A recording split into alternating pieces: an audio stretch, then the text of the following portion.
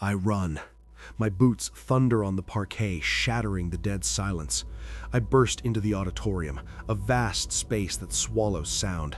Rows of velvet seats disappear into the darkness. Suddenly, click, a spotlight slams on overhead. A beam of light hits the center of the stage.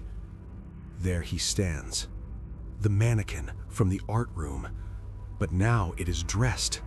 On its faceless plastic torso is my spare uniform jacket, the one I left in the security booth. The sleeve hangs off the plastic hand, and in its grip, taped securely, is a fire axe. I freeze. It is an installation, a theater production for an audience of one. From above, from the technical catwalks, where the lights are rigged, gray dust begins to fall. Slowly, I raise my flashlight beam up, above the stage. On the narrow metal catwalk, 15 feet above the floor, sits a man. Or what used to be a man. He is completely naked. His skin is gray, covered in a thick layer of drywall dust and cement, making him look like a living statue. He is gaunt, wiry, ribs and vertebrae protruding sharply. But his eyes, years of living in the dark have dilated his pupils so much that the irises are almost invisible, two black voids on a gray face. He looks straight at me, unblinking. The uncanny valley effect punches me in the gut. My brain refuses to recognize this creature as human. He doesn't growl. He doesn't scream. Slowly, he raises a gray finger to his lips. Shh. The sound carries through the hall, bouncing off the walls. And then he moves. Not like a human, he vaults over the railing and starts descending the sheer brick wall, fingers and toes clinging to the masonry ledges. His limbs move with unnatural insect-like agility. I scream. Adrenaline hits my blood like molten lead. I spin around and run for the side exit. Behind me, I hear something soft and heavy slap onto the stage, and then the fast, shuffling slap of bare feet. Slap, slap, slap. He is faster, much faster. The door with the red exit sign is 30 feet, 15. I hear his breathing right behind my neck, raspy, wet. I slam my shoulder into the panic bar with everything I have. The mechanism gives way, the door flies open, and I'm thrown out into a freezing hell. The blizzard hits my face with 1,000 needles. I fall into a snowbank, roll over, and scramble up, kicking the door shut. In the same second, something heavy hits the metal from the other side. Bam! The door shudders, but the latch clicks. I back away, gasping for air, staring at the blank iron surface. From the other side, there is no more sound, only the howling of the wind. The police arrived 40 minutes later. 4 patrol cars, K9 units. They combed the school from top to bottom. They found the nest in the gym wall. They found the mattress, the stolen food, my photos. They found my jacket on the mannequin and the axe. But they didn't find the man. The architectural plan didn't lie. The school had too many voids. The pochette stretched through all floors, connecting to the basement and the attic. He went into the walls. The dogs lost the scent at a ventilation shaft leading to the old boiler room. A week later, they identified him by fingerprints on the bottles.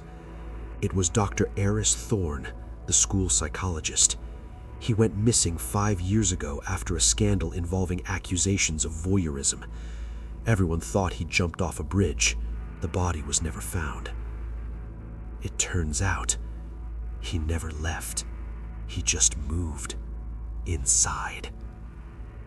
I quit the next day.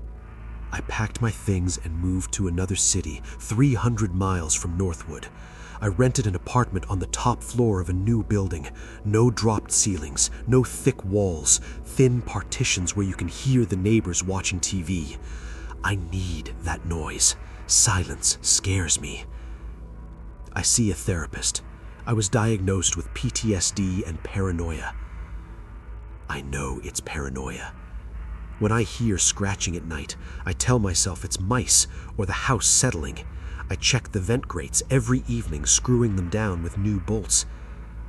I thought I escaped. I almost convinced myself. But this morning, I woke up and went to the kitchen to get some water. On the kitchen table, right in the center, lay an object I did not buy. It was a piece of white school chalk, broken in half. I froze, feeling the floor drop out of my feet. From the bedroom I had just left, a light draft drifted in, and with it came the smell. The thick, warm, homemade smell of chicken soup. I run to the security room. My heart is hammering somewhere in my throat. I need to see the footage. I sit at the monitors, fingers trembling over the keyboard.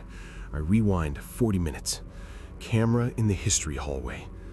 There is Mr. Henderson's door. It is closed. The time code runs 22:14:00, 22:14:05. Suddenly, the screen goes black.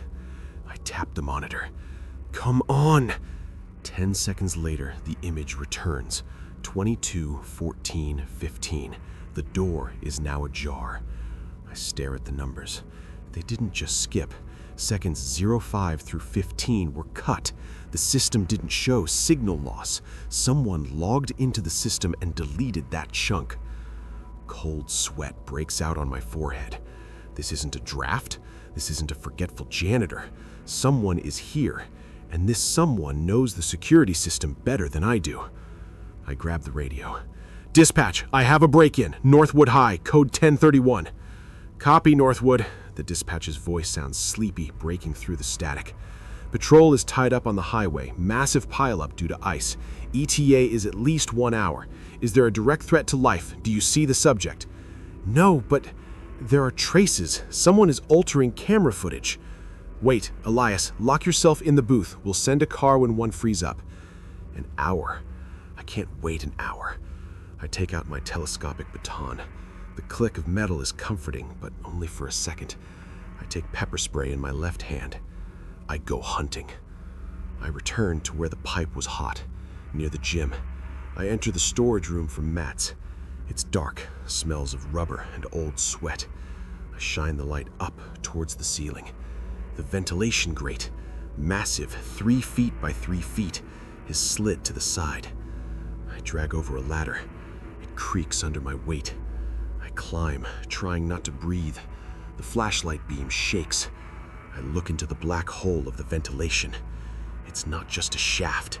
It is the poche, the void between the gym walls and the outer facade, a concrete well. I aim the light down, inside the wall. I almost vomit. There, in the narrow space between concrete slabs, a room has been made. An old, filthy mattress squeezed between pipes, stacks of books with library stamps, a row of plastic bottles filled with yellow liquid, urine so he wouldn't have to go outside. And the walls. The entire inner wall of the shaft is plastered with photographs, hundreds of pictures taped to the concrete. I squint, trying to focus. It's the students, sleeping in class, girls napping in the library, guys nodding off in the back rows. But worst of all is what's in the center. It's me. Me sleeping at the security desk. Me napping in the break room. Me sitting with my back to the camera. The photos are dated 2021, 2022, last week. The eyes in every photo, the children's and mine, are crossed out with a thick red marker, and drawn around my head is a target. My knees buckle. I grip the ladder so hard my knuckles turn white. This wasn't just stalking. This was a chronicle of my life for the last 4 years, shot from the darkness. Here I am eating a sandwich. Here I am reading. Here I am sleeping with my mouth open. The photos were taken from angles I didn't even know existed. From vents, from cracks in ceiling panels, from behind half-open utility doors. He was here the whole time, While I thought I was guarding an empty school, he was guarding me. I scrambled down, almost twisting my ankle. My hand reaches for the radio. "Dispatch! Emergency! Intruder in the building! I need backup immediately!" The answer doesn't come right away.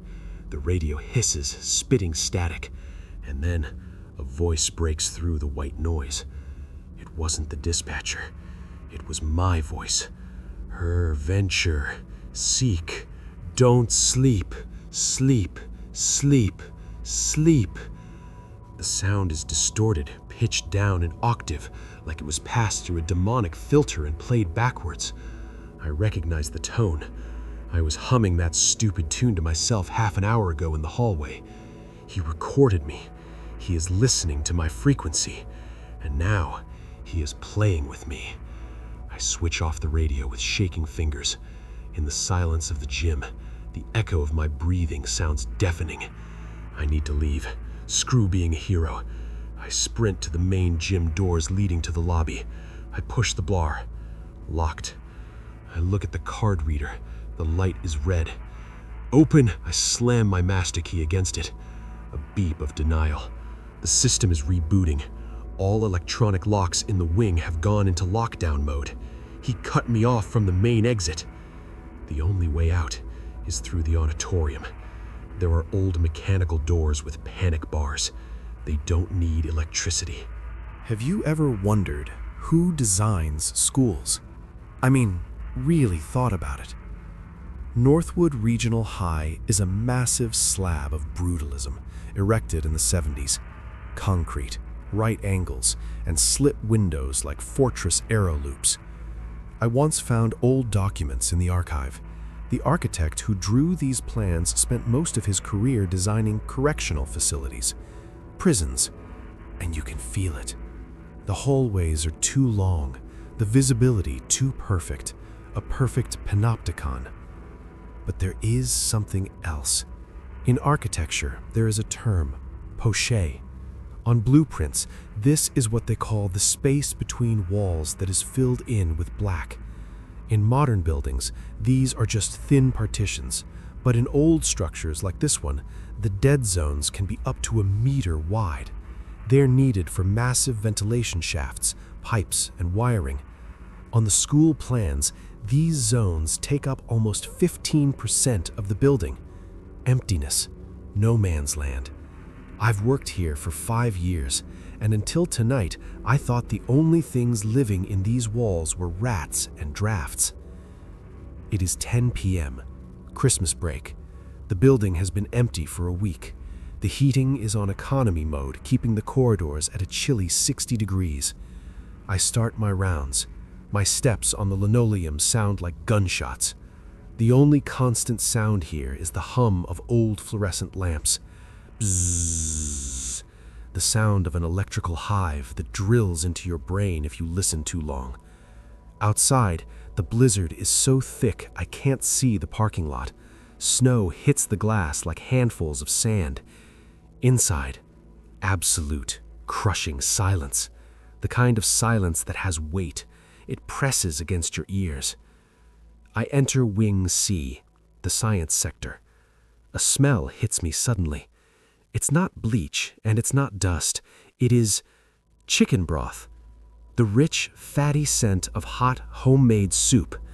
I freeze. It is so absurd in this freezing, empty school that my brain refuses to process it. "Hey?" I shout. My voice cracks. "Is someone there? Janitors?" Silence. I check the chemistry labs. Doors locked. I take 3 steps back, turn the corner, and the smell vanishes, cut off like a knife. No trace of food, just cold, sterile air. You're imagining things, Elias, I think. Just a hallucination from hunger. I go up to the 2nd floor, to the history classrooms. I know this route by heart. An hour ago, when I started my shift, I checked the handle of Mr. Henderson's room. It was locked. Now, the door is ajar, just an inch. I feel my palms getting cold. I pull out my flashlight, kick the door open. The beam catches rows of empty desks. No one. On the chalkboard remains a diagram of the Battle of Gettysburg. I shine the light on the board. One of the arrows, indicating the movement of Union troops, has been wiped off, crude, with a finger. I lower the beam. On the floor, right under the board, lies a piece of white chalk. It is fresh, no dust on top, and most importantly, it is whole. If it had fallen a week ago, it would have been stepped on or covered in dust, but it looks like it was dropped a minute ago. I back out into the corridor, spinning around. Empty. The long, dark tunnel of the school stares back at me. Next is the art room. I hate this place. Mannequins, dozens of wooden and plastic figures. I walk in, sliding the beam across shelves of paint. The light catches a figure in the corner. I flinch. One of the mannequins is turned, facing the door. Its featureless plastic face catches the reflection of my light, creating the illusion of a wet glint. "He was looking out the window last time," whispers a voice in my head. "I'm sure he was looking out the window." I laugh nervously. The sound is pathetic. "Stop freaking yourself out," I say out loud. I need to use the bathroom. I'll check the plumbing while I'm at it. In the boys' room on the second floor, it's colder than the hallway. I wash my hands with freezing water, dry them with a paper towel, and accidentally touch the wall next to the radiator. The radiator is ice cold, but the pipe going into the wall, into the technical shaft, it is hot. I frown. I press my palm against it, unnaturally warm. I look closer at where the metal disappears into the concrete. There, in the gap, some rag is stuffed, an old, dirty t-shirt tightly packed into the crack to keep the heat from escaping out here. Someone is keeping warm, but not here. Someone is stealing heat inside the wall.